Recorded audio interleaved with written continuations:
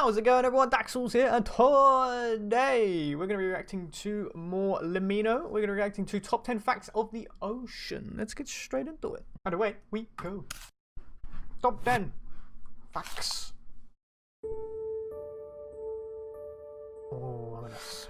Wait, that guy say top 10 water? Top 10 facts water. That's all even... I love it. Top 10 water. Earth. Oh.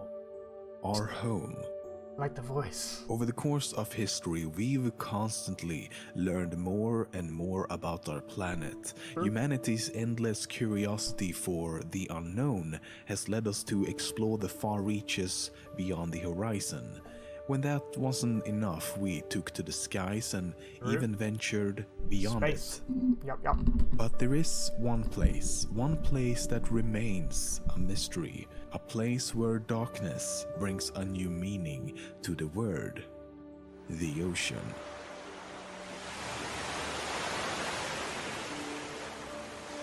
72% of the Earth's surface is covered by water, yet 95% of the world below the surface remains unexplored. We have better maps of Mars and the Moon than we do of the ocean floor. That's actually Nearly crazy. 50% of all life on Earth is also found in the ocean.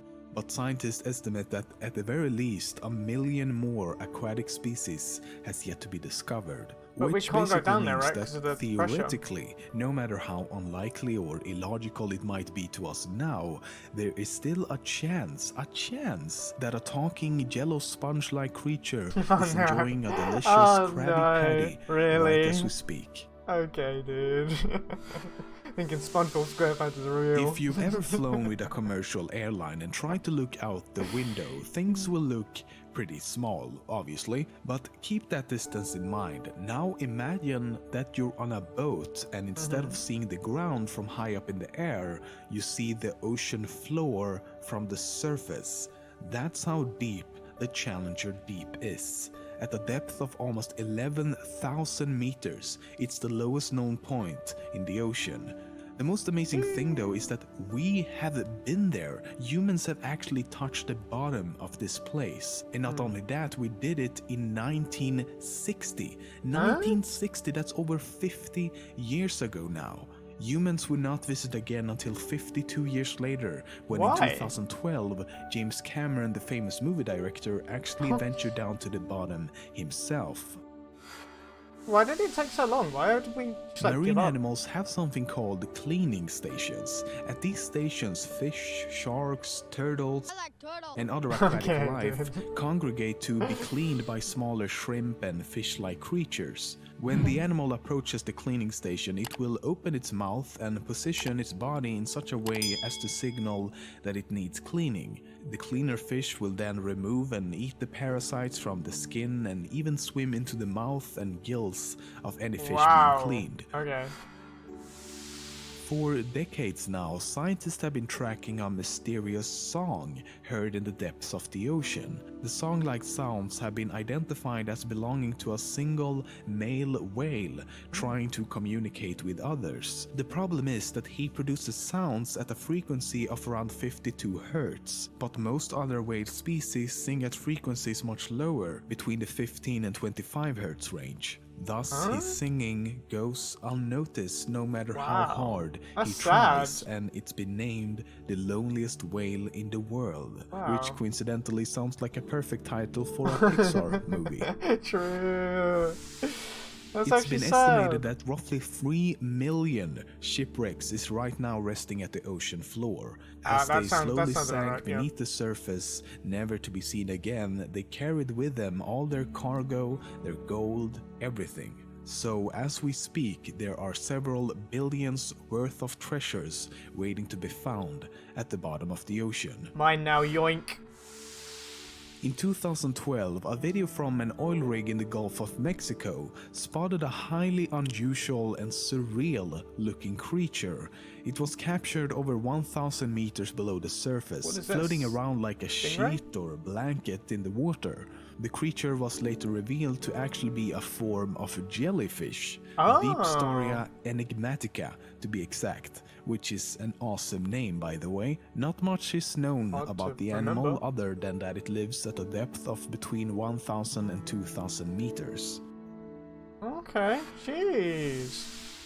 There is something called deep sea gigantism, and it's exactly what the name suggests. It's Big? the tendency for deep sea animals to display a larger size than their smaller, more common relatives. For What? example, the giant and colossal squid.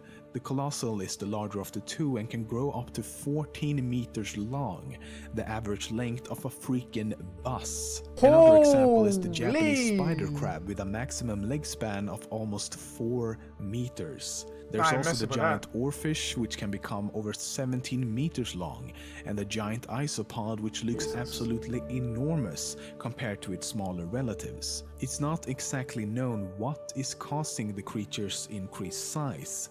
It could be the result of adaptation for scarcer food, greater pressure, the extreme temperature and complete lack of sunlight, or for other unknown reasons. In early 2013, 3 days after a ship had capsized just outside the coast of Nigeria, a team of divers was sent down to look for the dead bodies of the ship's crew. What they did not expect to find was someone still alive. The ship's cook, Harrison Okene, had in complete darkness survived for 3 days in a small pocket of air 30 meters below the surface. That's nuts, the only dude. thing he had was a bottle of Coca-Cola. His rescue was also captured on film and This has dude's a gone legend. quite viral ever since. Holy! The Bermuda Triangle has long been considered to be a mysterious place with strange paranormal activity. A place where ships and aircrafts alike mysteriously disappear, never to be seen again. This is not the case at all. Officially, the triangle is not even considered to exist. In fact, the Bermuda Triangle has as many disappearances as any other region of the ocean of similar size. And a lot of the supposed mysteries about the place even happened outside of the triangle. The only reason it's considered paranormal is the work of popular culture. That's fair.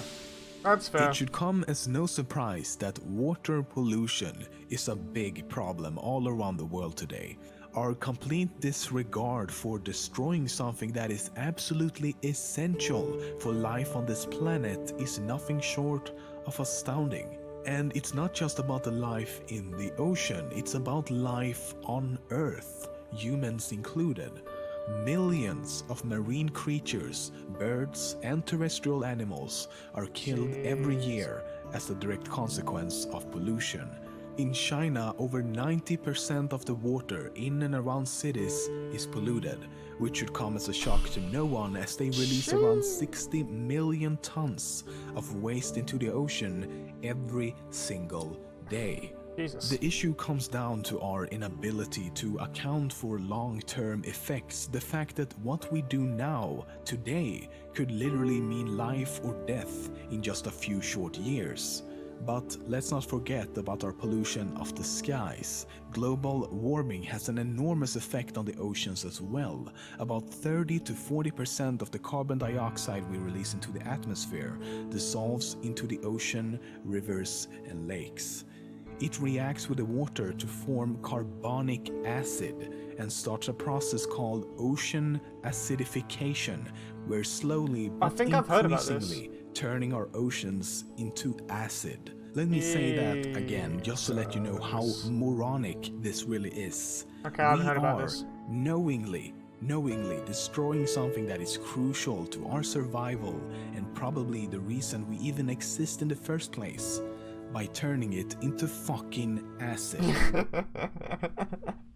I like how he said it though. I'm not laughing at the fact it turned to acid, I'm laughing at the fact the way he said it. I'm starting to love LEMMiNO's videos. They're actually amazing. That is the end of the video, everyone. If you enjoyed that video, make sure you check out the original in the description down below. Enjoyed this video, hit the thumbs up, comment what you'd like me to react to next, subscribe if you're new or just haven't yet. I'll see you in the next video. Laters.